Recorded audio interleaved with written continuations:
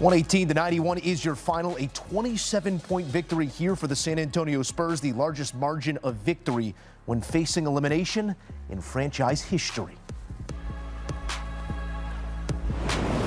And for more, we welcome in CBS Sports NBA analyst John Henson and Spurs royalty, the coach Avery Johnson. Fellas, a fun watch if you're on the San Antonio side of things, certainly in this one. It had all the markings of the urgency of a team with their backs against the wall. Coach, what allowed San Antonio to dictate the terms from the opening tip tonight? The Spurs played great defense without fouling tonight. When you look at, OKC, limited amount of free throws, the Spurs was terrific defensively. They played defense without fouling. They rebounded the basketball well. So when you're +9, +10 at the free throw line, at the rebounding the basketball, they defended well. And they slowed down not Shai Gilgeous-Alexander, but Alex Caruso. I told you in the pregame, Alex Caruso is the key for this team. Dylan Harper played extremely well. Sure, Victor was better. He played at a high level. But at the end of the day, Spurs bench outplayed OKC's bench. Yeah. I think the key word is sense of urgency. Spurs came out with a sense of urgency. Wemby came out firing threes with confidence, 30 assists on 41 made field goals. It's hard to say that maybe OKC didn't come out with as much punch as you thought they would. Are the Spurs kind of wearing on them mentally? Hey, look, a couple long seasons, finals, now Game 7 coming up. If I'm OKC, it's time to regroup. But the Spurs just came out and looked like they wanted it more from top to bottom. OKC shoots 3. Their starters are 3 of 17 from the 3. You don't usually see this from an OKC team that's pretty good as an eliminate. They call SGA the closer. So tough break for OKC and the Spurs. This is what they've been doing all year. When they win big at home. They did the same thing tonight, wire to wire. OKC better buckle up because these young boys are not going anywhere. Yeah, the closer was doing the same thing as you and I in closing time, and that was watching some hoop. SGA on ice there in the fourth quarter, John. I want to go back to something that Coach said because they did a great job in keeping everybody off the stripe, but specific to SGA and all of the storylines that have been around the whistles that he's gotten. Just 3 free throw attempts, averaging north of 10 attempts this postseason.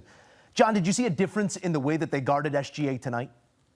Well, I'm sure Coach can also relate. When you guard somebody for 6 games, you start to learn their tendencies, and you just learn what they like to do. And I even saw SGA, not flopped. I hate the word flop, but not flopping as much, trying to play through contact a little more, which is what I think the Spurs want him to do, and maybe the league as well.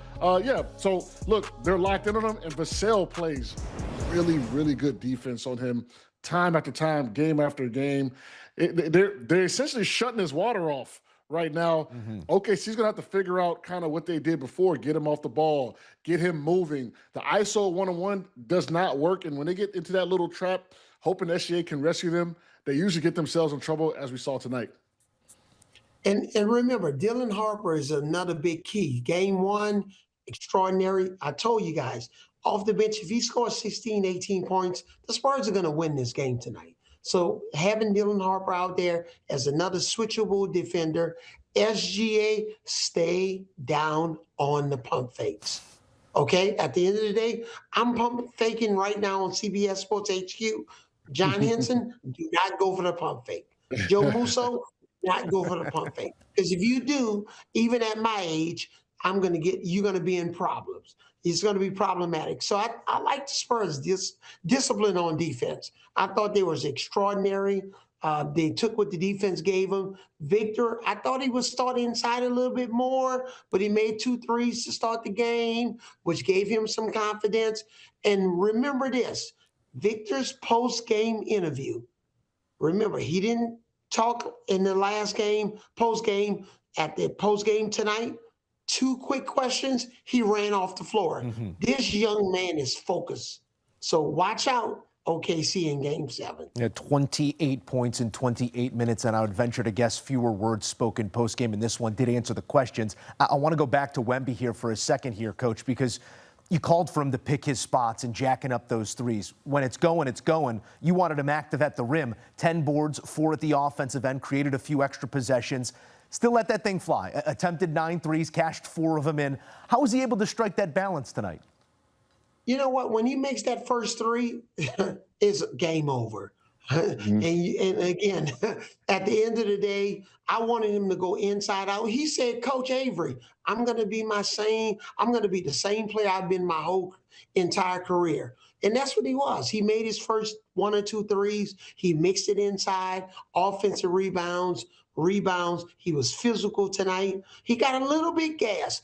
Give Coach Mitch Johnson credit. He got Luke Cornett in, give him a little bit of a break. Luke wasn't, he wasn't a superstar tonight, but just to spell Wemby for a little bit. So I like where they are. Remember, at the end of the day, if you could tell the Spurs, who won 62 games this year, and OKC who won 64, you are going to play a Game 7 in the Western Conference Finals with an average starting age of 25, 26 years old, whatever it is, they would take it. It's a 1-game series, guys. Yeah, and going to the point with Wemby, look, I was a big that started shooting threes later in my career. When I see the first one go in, the next one's going up. I'm blind, unconscious. So, look, if you kind of see, that's what Wemby kind of does. He hits 3 out of 4. You better get up because he's going to try to air you out. And look, once they stopped falling, he used his IQ, started attacking more, as you saw, down the lane, trying to create. So, look, when Wemby does, he's going to, like Coach said, hey, it might be a long night for you because that gets him confident. His team gets confidence. And as you see, if you let the Spurs get rolling, there's not anybody in this league that can beat them when they're playing like they're playing tonight. And it starts by letting Wemby see the ball go in. OKC may have to adjust what they're doing potentially early on Wemby, get the ball out of his hands, because once Wemby starts rolling, everyone starts rolling. Wemby hits a couple threes, and then now you're up or you're down 6 or 7 points, 6 or 8 points, and Wemby's firing because he's 3 or 4. That's when things start to turn bad. It did tonight for OKC. Game 7, look, anything could happen. I'm nervous for OKC right now. I didn't like the body language. I didn't like how they looked in this game, even though they were down. The Spurs look confident, and they have nothing to lose. That's a scary proposition for OKC that almost looked a little mentally fatigued, maybe a little exhausted from these long seasons. They won the finals last year. You've got to fight through that if you want to be a champion. So I want to ask my good friend John Henson, at the end of the day, who has the most pressure on them riding in this Game 7? Is it the Spurs or OKC? It's OKC without any questions. I mean, Game 7 at home. I mean, we've seen it this year already. Road team playing well in the Game 7. I personally, when I played in the Game 7, I preferred just because I was able to focus. You're locked in a hotel room. There's not family around. Because let me tell you something. Coach, you still got to take the kids to school on Thursday, even though it's a Game 7. So, it's things that happen and distractions that sometimes are worse for the home team. Spurs are going to fly in, lock themselves in the room, be ready, recovered, and rested with nothing to lose. I'm nervous for OKC. Yeah, the expectation. But Joe, it's not even the kids. It's the friends that want more tickets. We got people that haven't been to the playoffs, and all of a sudden they've come out of a cocoon and they want tickets to the game. So there's a lot of distractions. I think, again, I picked the Spurs tonight, which I shared with you guys earlier, and I picked them to win in 7. The OKC has more pressure on them than anybody. And the Knicks are sitting at home watching this thing. Hey, the Spurs couldn't ask. If you asked the Spurs before the season if they would be willing to play a Game 7 against OKC to advance to the championship and a repeat of my game-winning shot in 1999 against the Knicks, they would take it.